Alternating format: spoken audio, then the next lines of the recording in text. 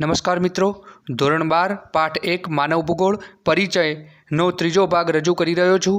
મિત્રો, અગાઉના ભાગમાં માનવ ભૂગોળના ત્રણેય કાર્યો સુધીનો અભ્યાસ કર્યો હતો।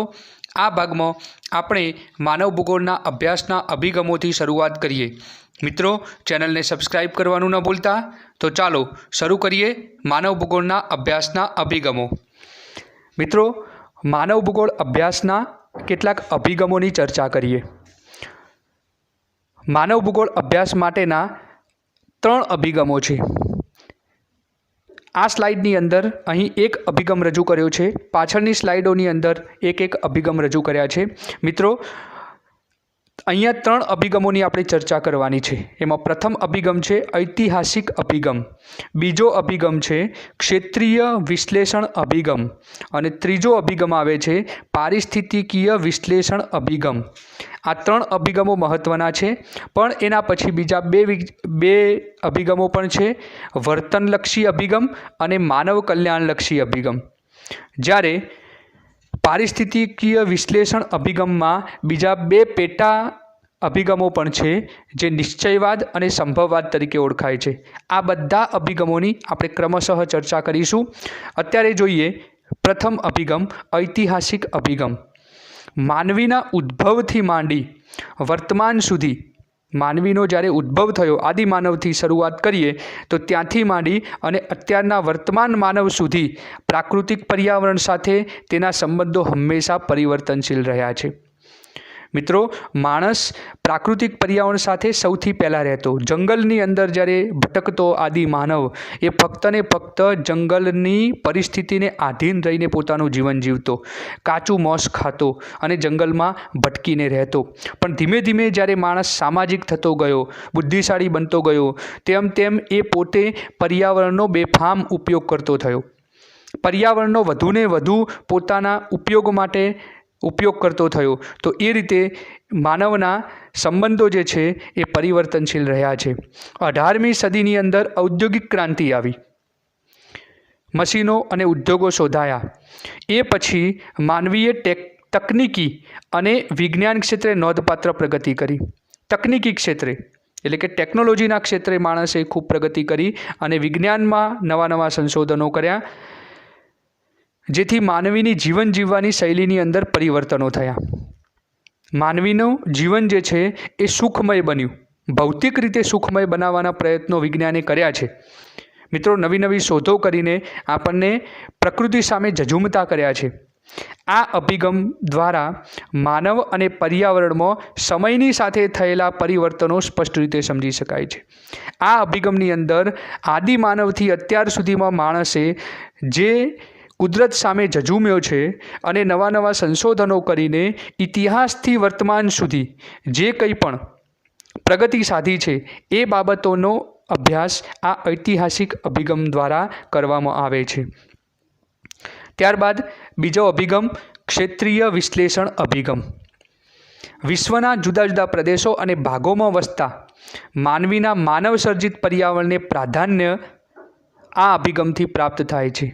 માનવીના માનવસર્જિત પર્યાવરણને પ્રાધાન્ય આપવામાં આવે છે। માનવ એ વિશ્વના અલગ અલગ પ્રદેશોમાં વસે છે, અલગ અલગ ભાગોમાં વસે છે। એણે પોતાના અલગ અલગ દેશો, રાજ્યો અને પ્રદેશો બનાવ્યા છે અને એ દરેક જગ્યાએ માનવસર્જિત પર્યાવરણ ઊભું કર્યું છે। આ માનવસર્જિત પર્યાવરણનો અભ્યાસ એ આ અભિગમથી પ્રાપ્ત થાય છે। આ અભિગમ દ્વારા માનવ જીવનની શૈલીઓની વિવિધતા, મિત્રો ધ્યાન રાખજો, માનવ જીવનની શૈલીઓની વિવિધતા પ્રાપ્ત થાય છે। આપણને ખબર છે કે દરેક વિસ્તાર વાઇઝ માનવ જીવનની સંસ્કૃતિ અલગ અલગ છે, માણસની જીવન જીવવાની શૈલી, જીવન જીવવાની પદ્ધતિ અલગ અલગ છે। ભાષા, રંગ, સમાજ, રહેણીકરણી, બોલચાલ, આ બધી જ બાબતો અલગ છે। ઇવન ખોરાક પણ અલગ છે। તો આ બધી શૈલીઓની વિવિધતા જે છે એ આ અભિગમ દ્વારા પ્રાપ્ત થાય છે। લગભગ 20મી સદીના પ્રારંભ સુધી માનવ જીવનની શૈલી પ્રાકૃતિક પર્યાવરણને આધારિત હતી। 20મી સદીના પ્રારંભ સુધી માણસ કુદરતી રીતે થોડોક જીવતો હતો, પણ હવે 20મી સદી પછી જેમ જેમ વિજ્ઞાને ખૂબ પ્રગતિ કરી તેમ તેમ માણસ કૃત્રિમ રીતે જીવતો થયો છે। પ્રાકૃતિક પર્યાવરણની સામે ચેલેન્જ ઊભું કર્યું છે. કેવી રીતે ચેલેન્જ કહી શકાય મિત્રો? જેમ કે આપણને ઉનાળામાં ગરમી લાગે છે તો આપણે કુદરતી રીતે ખરેખર બીજા પ્રાણીઓ જેમ ગરમી સહન કરે છે એમ આપણે ગરમી સહન કરવી જોઈએ, પરંતુ આપણે શું કર્યું? એસી શોધ્યું. એટલે ઉનાળાની ગરમ હવાની અંદર પણ આપણે રૂમમાં એસી ચાલુ કરીને ઠંડી હવાનો આનંદ લઈ શકીએ છીએ. મિત્રો, આ કૃત્રિમ પર્યાવરણ ઊભું કર્યું કહેવાય. અને આ પ્રકારના કૃત્રિમ પર્યાવરણ દ્વારા આપણે કુદરતને નુકસાન કરી રહ્યા છીએ, કારણ કે જે કુદરતી નથી અને એની સામે આપણે વિરોધમાં જઈને જે કંઈ પણ નવું શોધીએ છીએ, નવું બનાવીએ છીએ, એનાથી પર્યાવરણને નુકસાન થાય છે. આપણે એસી શોધ્યું કે જેનાથી ક્લોરોફ્લોરોકાર્બન જેવા ઝેરી વાયુઓ હવામાં ભળે છે અને એ ઓઝોન વાયુનું પડ તોડવામાં પણ મદદરૂપ થાય છે. આ ઓઝોન વાયુનું પડ તૂટે તો આપણને ખબર છે કે કેટલું ભયંકર નુકસાન થઈ શકે એવું છે. તો મિત્રો, પ્રાકૃતિક પર્યાવરણને આધારિત પોતાની જિંદગી જેટલી વધુ હશે એટલું આપણે વધુ લાંબુ જીવી શકીશું, આપણું સ્વાસ્થ્ય હંમેશા સારું રહેશે અને પૃથ્વી પણ લાંબો સમય ટકી શકશે.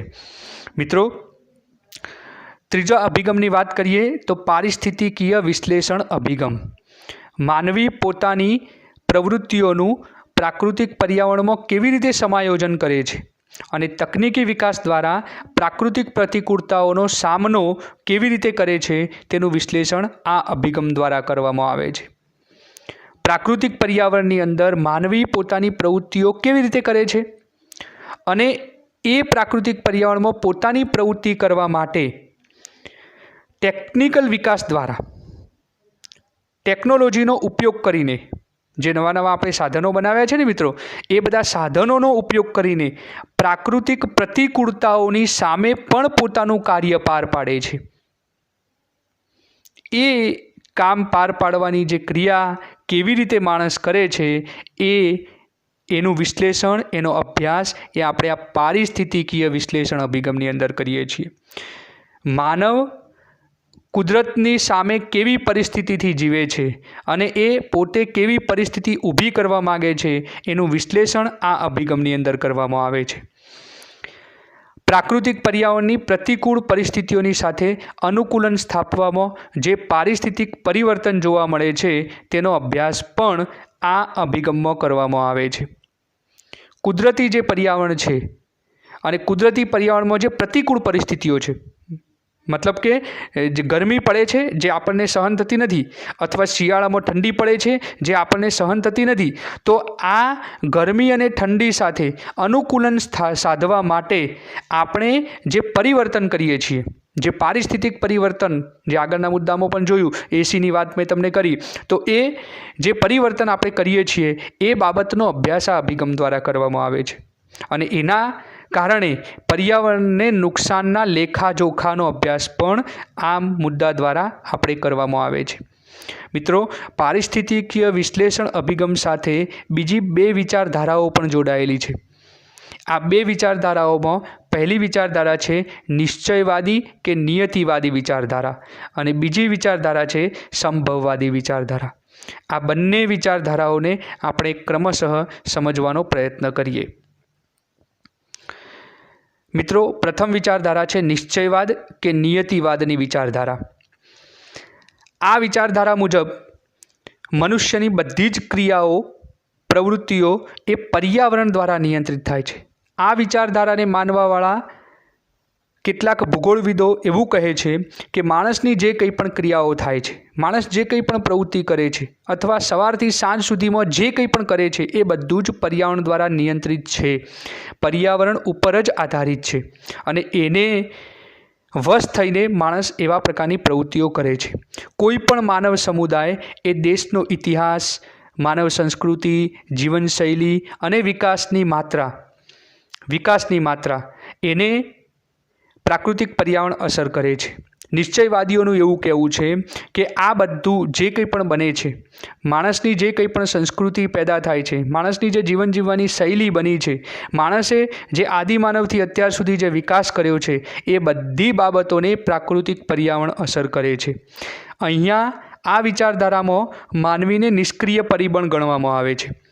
માનવીને નિષ્ક્રિય પરિબળ ગણવામાં આવે છે અને પ્રકૃતિને સક્રિય પરિબળ ગણવામાં આવે છે, કે જેથી પ્રકૃતિ એ માનવ કરતાં શ્રેષ્ઠ અને ઊંચી છે અને પ્રકૃતિના કારણે જ માનવે જે કંઈ પણ પ્રવૃત્તિ કરે છે એ બધું કરવું પડે છે, એમ આ નિશ્ચયવાદ કે નિયતિવાદમાં માનવામાં આવે છે.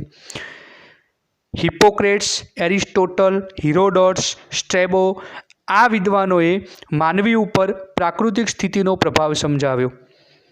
એટલે કે આ વિદ્વાનો જે હતા એ નિશ્ચયવાદ કે નિયતિવાદના પ્રખર અનુમોદન આપનાર ભૂગોળવિદો હતા.